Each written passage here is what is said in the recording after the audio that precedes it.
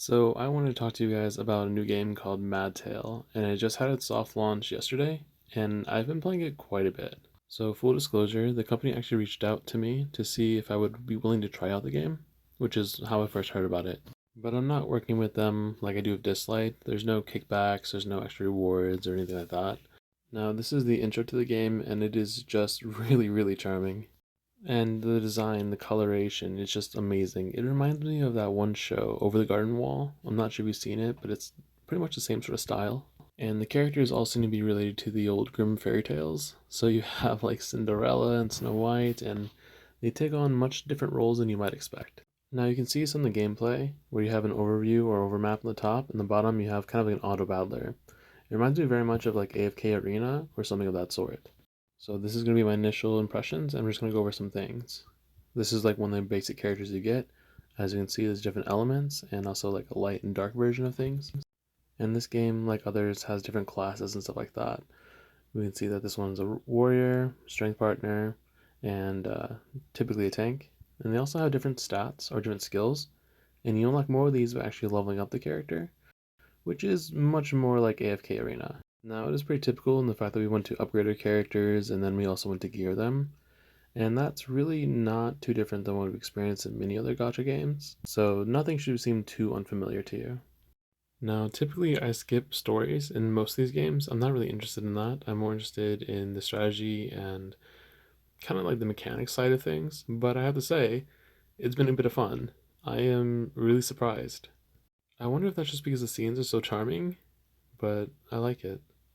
So let's get into the nitty gritty of it and look at pull rates or how often you're able to summon and what the value actually seems to be. Now, pulling seems the same as pretty much any other gacha, where you'll have a friendship one, you'll have a premium one, and then you'll have some sort of specific or elemental type. Now, if we look at the rates, they actually seem pretty high, and you can actually get them off friendship pools too, which is not very common in gachas. But you'll have to remember that you'll actually need multiple of the same character to unlock all of that character's skills because they're level dependent and a level cap exists based on the rating of that character. So this is actually my first 10 pull of the game, and you saw I used diamonds, which I gained in-game. Now this will show you some of the characters as well as the pull rates on like a realistic random sort of level. Now the character design seems pretty good to me, and at least very consistent.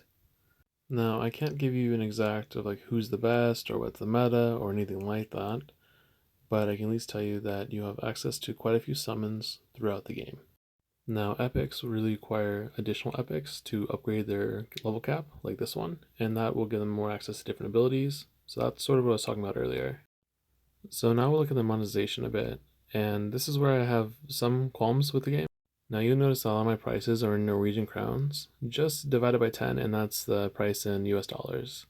So you'll have the typical monetization, like this is a progress one as you go through chapters, and then you have your monthly cards, which gives you daily payouts, and it just seems to be in line with what you would expect from most gachas, but it does seem a bit more expensive in the terms of like your jewels, like their crystals, and the worth you're getting from pulling a legendary. Now, as I play the game more, I can give you a better like free-to-play approach and have a little bit more of an understanding of how to get the different characters or get multiple copies of the same characters. But for now, I would try to play the game if you can. It's soft launched, so it's only available in some regions, and try to make the most out of the events or the freebies that it gives. From my experience playing through mini gachas, all the way back to like Summoner's War, Azure Lane, basically like everything, even like Raid, you know? This sort of model gives you the tools to complete the PvE content, but at the high end of PvP, you're probably going to need to spend a bit of money to compete. Is that typical for gachas? Yes. So why would you play this one? Well, it's soft launching, and the global launch would be later, which means you gotta get a head start on it. But I would mostly play it for like the aesthetics, as strange as that sounds. I think if you have a team that put together such good artwork, music, and voice acting, you're gonna have a good foundation to build off of. Because if we're perfectly honest with things, they're not reinventing the wheel, they're refining it. So to me, at this stage, what could ruin the game would be monetization like the practices becoming too predatory, or if they ruin the PvP aspect by making some characters way too overpowered compared to the rest. But so much of this game is aesthetically pleasing. Like, even this little tower area, we progress through like a series of different challenges. Like, you collect these little boosts, you get to choose and try out different characters you don't have, and you just generally try to beat the whole stage.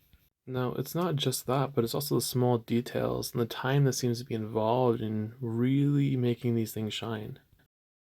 Like, after you beat a certain stage, the season changes, the floors change, you can literally see the transition happen. It's really charming. Now, I'm not sure exactly how rewarding these things are. I'll probably make another video in a week when I've really gotten a chance to like really grind into the things. But as I've explored through not just this aspect, but a lot of different parts of the game, it just hasn't let me down aesthetically. Now, I'm not sure how rewarding the shops are, and I hope to like give you a better scope of that, but I'll leave you with this kind of cool boss fight, which is like my first one doing it. The boss who just looks really cool. And as I'm making this video, I'm noticing that the more I go over the game, the happier I am to play it. The more appealing the characters or the design seems to be to me, the more fun things seem to be to me. Now, all that I can hope is that the mechanics at the high end, which is something that I particularly devote myself to doing, won't make this game bad. And that the monetization isn't predatory or abusive like we see so often in many of the games that we play. Well, thank you for watching, and if you want to see more of this content, please subscribe, and I'll make sure to have a video out next week when I've explored the game a bit more and can give an even better assessment